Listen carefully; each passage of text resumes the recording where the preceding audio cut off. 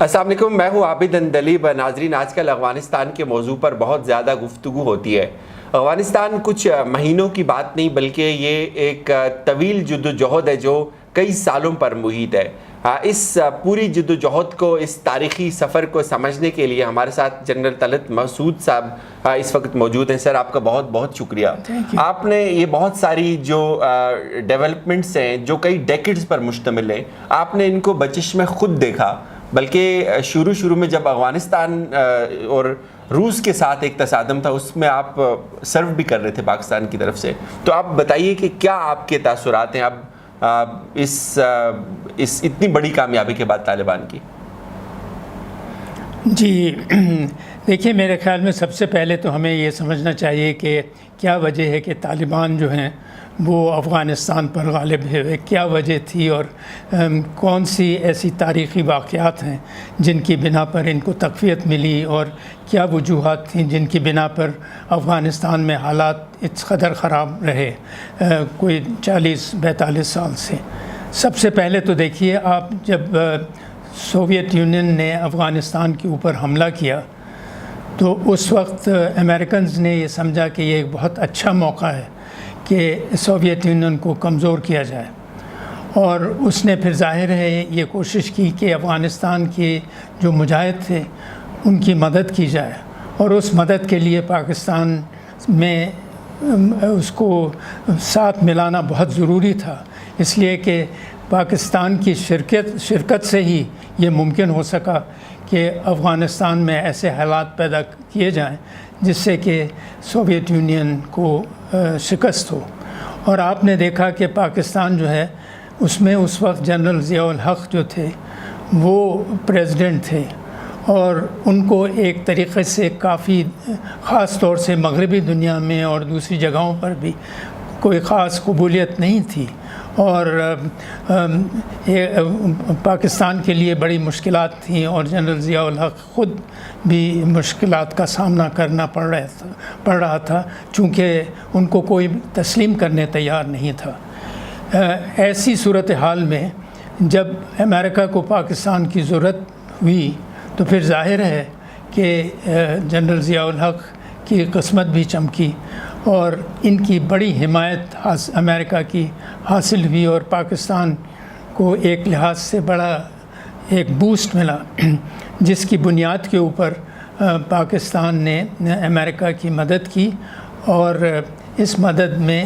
افغانستان کے مجاہدین کے لیے جو بھی ساز و سامان، اسلحہ اور ان کی لاجسٹک سپلائی لائن جو ہے وہ پاکستان نے ایک طریقے سے قائم کی، اور پاکستان نے مجاہدوں کو پناہ بھی دی اور ان کی حمایت بھی کی۔ تو اس لحاظ سے پاکستان نے ایک امریکہ کی تو خوشنودی اور مغربی دنیا کی اس وقت حاصل کر لی، اور لیکن سوویت یونین اور رشیا کی جو ہے وہ خفگی اور ناراضگی جو ہے وہ بھی بعد میں مشکل اس کی وجہ سے بھی مشکل کا سامنا کرنا پڑا۔ دوسری بات یہ ہے کہ امریکہ جو ہے وہ سوویت یونین کے ختم ہونے میں ایک بڑی کامیابی حاصل کی جس میں پاکستان کا ایک بہت بڑا حصہ تھا، تو ہر لحاظ سے پاکستان کو ایک لحاظ سے کامیابی ہوئی، لیکن اندرونی لحاظ سے پاکستان میں بڑی اس کی وجہ سے ایک لحاظ سے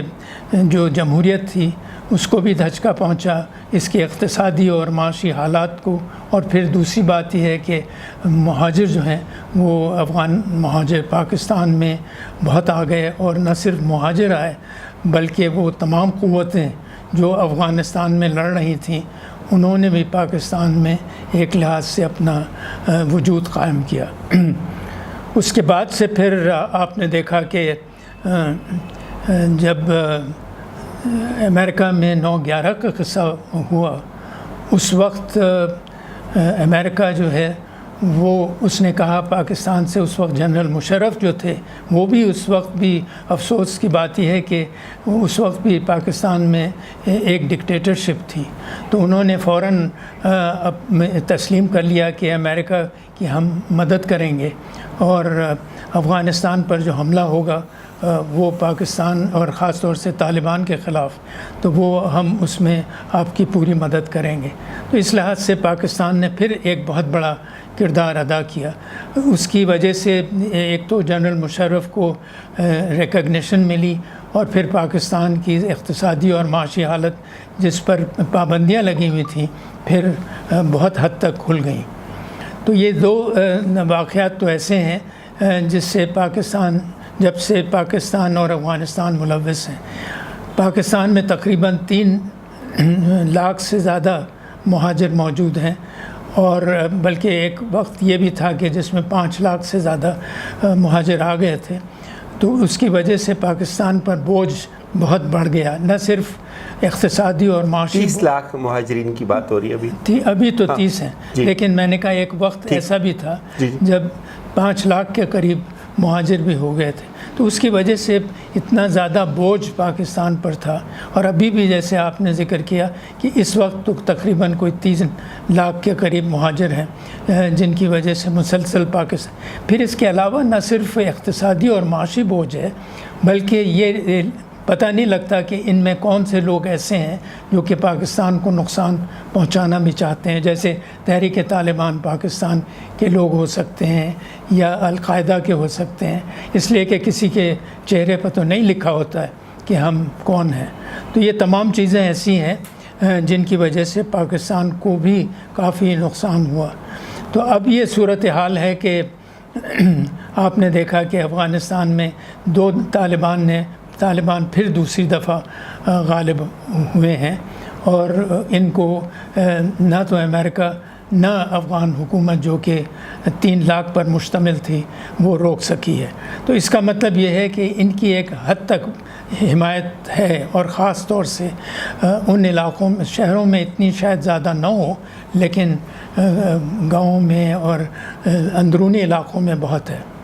تو اصل یہ بتائیے کہ اب پاکستان بھی اس میں ایک فریق ہے، امریکہ بھی اس میں ایک فریق رہا، آپ کیا سمجھتے ہیں کہ امریکہ کے جانے کے بعد کا افغانستان کیسا ہوگا، اور پاکستان کے لیے کیا کیا چیلنجز ہو سکتے ہیں؟ دیکھیے، ایک طریقے سے تو بہت اچھا ہوا کہ امریکہ چلا گیا۔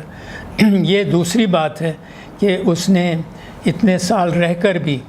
افغانستان کے حالات کو ٹھیک نہیں کیا، اور ایک مصنوعی طور سے ایک حکومت قائم کرنے کی کوشش کی، اور مصنوعی طور سے جمہوریت کو پھیلانے کی کوشش کی۔ اصل میں بات یہ ہے کہ کوئی دوسرا ملک جو ہے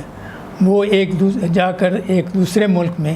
نہ جمہوریت پھیلا سکتا ہے، نہ اس کا بھلا کر سکتا ہے۔ اصل میں تو وہاں کی خود کی قیادت اور وہاں کے جو عوام ہوتے ہیں وہی اس کی قسمت اس ملک کے بدل سکتے ہیں، اور اس کو ٹھیک راستے پر لگا سکتے ہیں۔ یہ جو غلط فہمی ہے امریکہ کو ہوئی، چاہے وہ افغانستان میں ہوئی، یا چاہے وہ ویتنام میں ہوئی، یا چاہے وہ کسی اور ملک میں ہوئی، کیوبا میں ہوئی، یا آپ نے دیکھا کہ یہ ایک بہت بڑی کمزوری ہے امریکہ کی، اور میں سمجھتا ہوں کہ اب انہوں نے خدا کرے کہ سبق سیکھا ہو کہ پھر وہ یہ غلطی نہ کریں، اور ایسے ممالک کی تباہی ان کے عوام